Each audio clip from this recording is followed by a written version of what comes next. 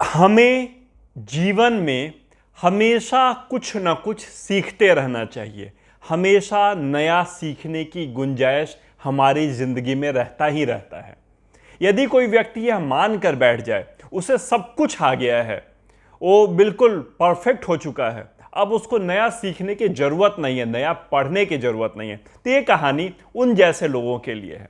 एक बार की बात है, एक टीचर क्लासरूम में एक बड़ा सा जार लेकर के गए, ट्रांसपेरेंट जार, जिसके में उन्होंने खूब सारे बड़े बड़े पत्थर भर दिए और उसको ऊपर से बंद कर दिया।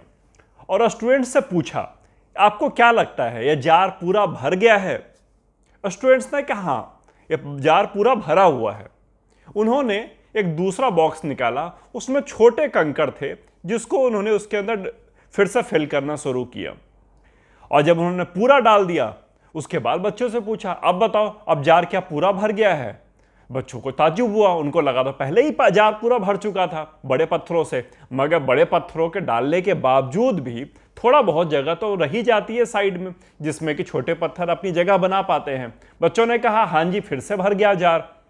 टीचर ने कहा कि मैं इसमें कुछ और डालने की जगह है इसके अंदर, मैं तुम्हें डाल के दिखाता हूं। उन्होंने अपने बैग में से एक बोतल निकाला जिसमें रेत थी पूरी भरी हुई, और उन्होंने धीरे धीरे जार को हिलाते हुए लगभग एक बोतल रेत उस जार के अंदर भर दिया। अब बच्चों से कहा, क्या अभी भी जगह बाकी है इस जार में, कुछ और भरा जा सके? बच्चे बड़े शर्मिंदा सा महसूस करने लगे। उनको लगा हमें तो पहली बार में ही लग रहा था कि यह पूरा भर चुका है। इन्होंने उसके बाद उसके अंदर छोटे कंकड़ भी डाल दिए, फिर रेत भी डाल दिया। हमारे अंदर ऐसा क्यों नहीं हम सोच पाए कि इसके अंदर और भी भर जाने की गुंजाइश है? उन लोगों ने फाइनली माना कि हाँ, अब इसके अंदर कुछ नहीं डाला जा सकता, ये अब पूरी तरह से भर गया है। टीचर ने कहा नहीं, ये इसमें अभी भी गुंजाइश है। यह डिपेंड करना है कि हम डालना क्या चाहते हैं। यदि हम इसमें तुम बड़े पत्थर डालना चाहोगे तो नहीं, उसको डालने की अब जगह नहीं है। मगर उन्होंने एक बोतल और निकाला जिसके अंदर पानी था, उसको उसके अंदर डालना शुरू किया। पूरा एक बोतल पानी उस जार के अंदर चला गया। उन्होंने कहा, देखा तुमने, तुम्हें पहली बार में लग गया था कि ये जार पूरी तरह से भर गया है, दूसरी बार में लगा अब क्या गुंजाइश बची, तीसरी बार में तो बिल्कुल उम्मीद खत्म हो गई थी, और चौथी बार भी इसके अंदर पानी डालने की मैंने कोशिश की तो पूरा पानी ले लिया इसने। अभी भी कुछ ना कुछ ऐसी चीज और बची हुई है जो इसके अंदर डाला जाए तो ये उसके अंदर एब्जॉर्ब करता चला जाएगा। बिल्कुल हमारी लाइफ में भी बिल्कुल इसी तरह से है। कुछ लोग ऐसा मान कर बैठ जाते हैं, थोड़ा सा ज्ञान लेकर के, मोटी मोटी बातें लेकर के, बड़ी बड़ी बातें लेकर के, मुझे सब आ गया है, मैं परिपक्व हो गया हूं, मैं परफेक्ट हो गया हूं, अब मुझे ज्यादा सीखने की जरूरत नहीं। मगर आपके पास ज्ञान उस पत्थर की तरह ही है जो जार में दिखाई तो दे रहा है कि भर गया है। आपको लग तो रहा है कि आप ज्ञान से पूरी तरह भर गया है आपका दिमाग, आपकी बुद्धि, मगर यकीन मानिए आपके अंदर इतनी बुद्धि अभी भी नहीं आई, और इतनी जगह तो हमेशा है कि छोटे पत्थर उसके अंदर डाले जा सके, उसके अंदर रेत भरी जा सके, उसके अंदर पानी भरा जा सके, उसके बाद भी गुंजाइश है कि कुछ ना कुछ और उसके अंदर डाला जा सके। हमेशा नया सीखने के लिए तैयार रहिए, हमेशा नया करने के लिए तैयार रहिए। कोई आपको कोई नई चीज सिखाए तो कभी भी इस भाव से मत देखिए, इस भाव से नहीं सुनिए, अरे मुझे तो बहुत आता है, तो मुझे क्या सिखाएगा, अरे अब मुझे किताबें पढ़ने की कोई जरूरत नहीं, ये किताबें मुझे क्या सिखाएंगी, मैं तो ऐसी ऐसी किताबें लिख सकता हूं, मुझे सेमिनार्स, मुझे वर्कशॉप्स अटेंड करने की क्या जरूरत, मैं तो बहुत ज्ञानी हूं, मुझे इन वीडियोज की क्या जरूरत, ये मुझे नए लड़के क्या सिखाएंगे, अरे मैं तो बहुत जानता हूं। प्रेमचंद की एक बड़ी ही प्रिय लाइन थी जो मुझे बार बार याद आती है।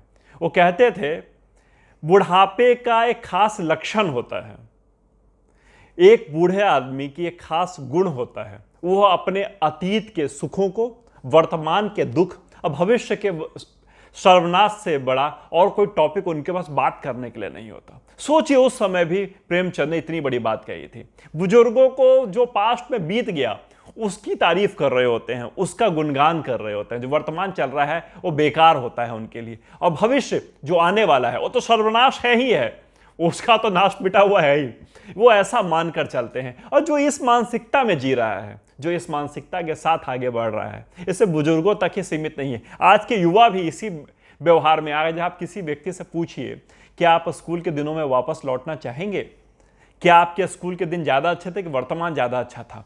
आप अधिकतर से यह सुनेंगे, हाँ यार वो जिंदगी अलग ही थी, काश फिर से वही जीने का मौका मिलता। अतीत के सुख, उस समय वो वाला जो पल था, वो वाला जो समय था, उस समय उसमें समस्या थी उस आदमी को। यकीन मानिए वर्तमान में जो जी रहा है, भविष्य में इस वर्तमान में वो सुख ढूंढ रहा होगा और कहेगा यार वो जो समय ज्यादा अच्छा था, यह समय तो उससे भी घटिया है।